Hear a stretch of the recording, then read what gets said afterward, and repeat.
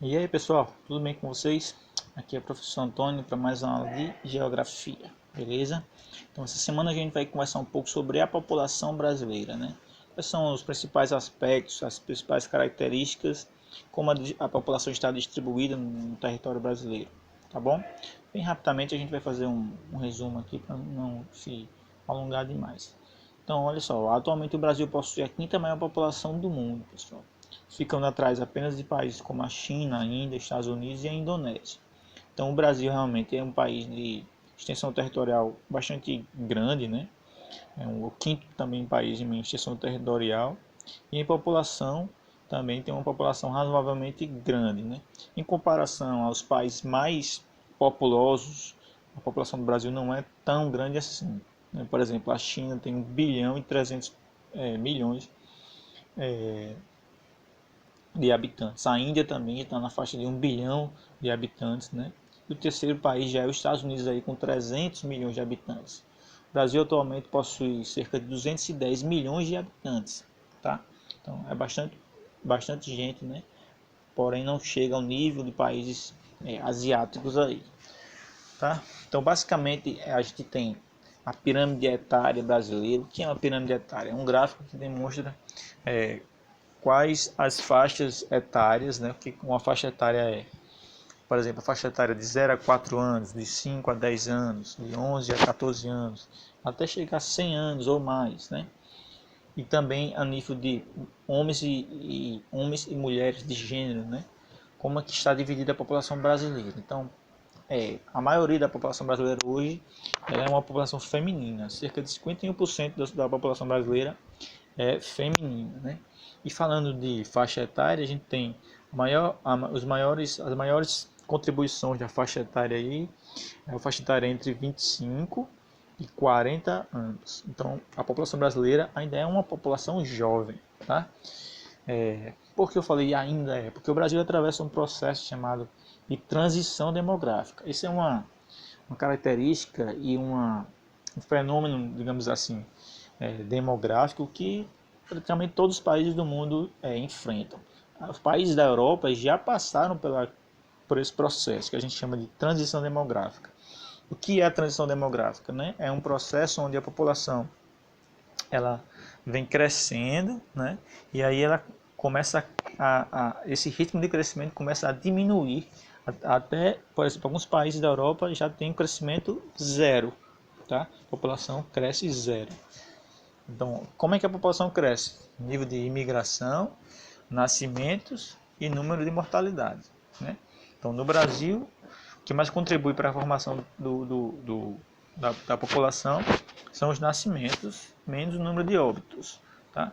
Então, se a gente parar um pouquinho para pensar, a gente tem no Brasil, né, uma queda na taxa de fecundidade, tá? E de natalidade, tá? Então, o que é natalidade? Número de nascidos. E fecundidade, o número de nascidos por mulher.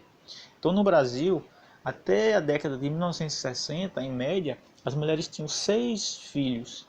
A partir da década de 1960 para a década de 1970, a população a população feminina começou a ter menos filhos, ou seja, a taxa de fecundidade ela foi diminuindo até chegar ao número hoje, atualmente, de cerca de 1,5 filho. Tá? Isso é bem visível se a gente parar para pensar, por exemplo, nas nossas avós, né? A minha avó, por exemplo, teve 10 filhos, minha mãe teve 3, né? E aí já vai diminuindo. A tendência hoje é ter só um filho. Vários fatores contribuem para esse processo, esse fenômeno, né? A inserção da mulher no mercado de trabalho, os métodos são contraceptivos, né? O processo de urbanização, são vários fatores que contribuem aí. O planejamento familiar, tá? Mas o Brasil atravessa esse declínio, né? Essa transição demográfica, que é o declínio do número de nascimentos por mulher. Ok? A partir de quando? Da década de 1960. Tá bom, pessoal? Então, falando em níveis territoriais, a região sudeste é onde se concentra a maior parte da população brasileira, né? Então, no Brasil, a gente tem as 5 regiões, norte, nordeste, sudeste, centro-oeste e sul. E dentre essas, a região sudeste é que concentra que possui a maior concentração populacional. Qual é que possui a menor? a região norte, né? A gente tem países, estados como Roraima, Amapá e o Acre, o próprio Amazonas, com populações muito pequenas comparado ao seu território, né? A região nordeste é a segunda em número de população, tá, gente? Então a gente tem a distribuição da população no território brasileiro concentrada a maior parte no sudeste, depois no nordeste, e a menor está na região norte. Centro-oeste também, tá? Tem pouca população comparada aos níveis territoriais. Como é que estão os outros índices, por exemplo, expectativa de vida? O Brasil tem crescido a expectativa de vida no Brasil nos últimos anos, né? O IDH brasileiro também tem aumentado um pouco. O que é IDH? Índice de Desenvolvimento Humano. São aspectos econômicos, né? Aspectos educacionais e aspectos de saúde, né? O IDH tem melhorado, né? Mas muito lentamente no Brasil. Tá bom? A população do Brasil vive hoje em torno de 72 a 80 anos, né? Isso na década de 40 era bem menos, né? A expectativa de vida no Brasil na década de 50, 40 era de 60 anos. Então isso já tem crescido, já tem evoluído no Brasil nesse sentido. Uma outra característica da população brasileira, infelizmente, né, é a desigualdade social entre os níveis populacionais, né? Então a gente tem populações muito ricas, né?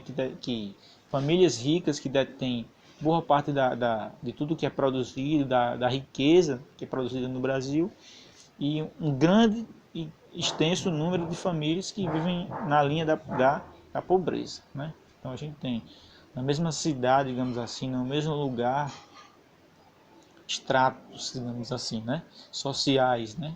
Bastante diferentes, né? Isso é a desigualdade social que existe no Brasil. Infelizmente, o Brasil é um dos 8 países mais desiguais do planeta, tá, gente? Beleza? Bom, gente, então isso foi o nosso resumo aqui sobre a população brasileira, né? Como ela está distribuída em gênero, né? Em faixa etária, como ela tem crescido, como ela tem atravessado a transição demográfica, aspectos de IDH, aspectos sociais, de saúde, de educação, tá?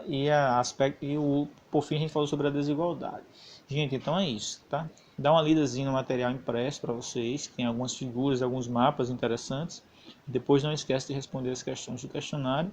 Qualquer dúvida, fala com a gente aí que a gente tira porventura alguma dúvida de vocês. Beleza? Um forte abraço e até a próxima.